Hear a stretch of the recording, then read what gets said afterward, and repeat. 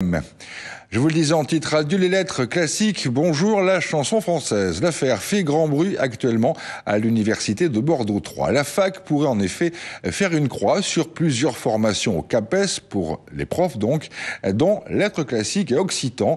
Question de budget, explique la présidence, ce qui n'empêche pas une pétition de circuler pour dénoncer cette situation, d'autant que d'autres formations vont voir le jour, comme par exemple donc la chanson française. Jean-Michel Petot.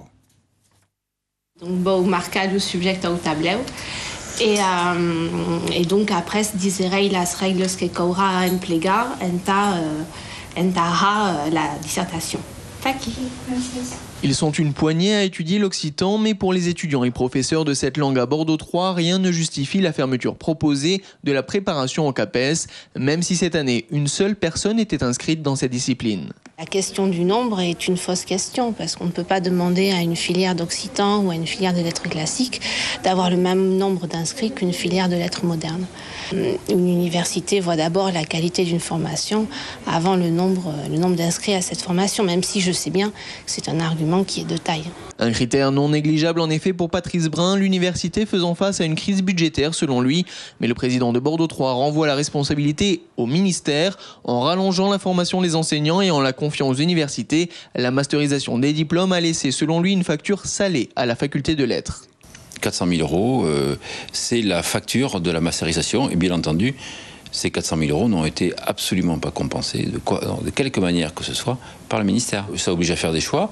Notre budget n'étant pas extensible, il est certain que ça pose de très gros problèmes. L'occitan pour des raisons, je dirais, à la fois géographiques et historiques, bien entendu.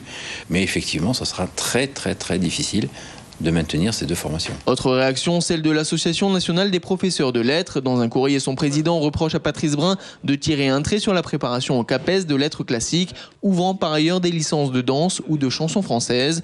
Des disciplines certes moins académiques, reconnaît l'intéressé, mais qui attirent, elles, de plus en plus d'étudiants. À partir du moment où on travaille à budget constant, à personnel constant, tant personnel administratif que pédagogique, il est évident qu'on est obligé de faire des choix. On est obligé de faire des choix parce qu'on ne peut pas augmenter, par exemple, le nombre de professeurs de japonais si, en même temps, on n'en enlève pas dans une autre discipline. Des discussions entre UFR et présidence de Bordeaux 3 ont, semble-t-il, lieu depuis quelques jours. Objectif, dégager un budget suffisant pour maintenir les préparations au CAPES menacées en mutualisant notamment certains enseignements.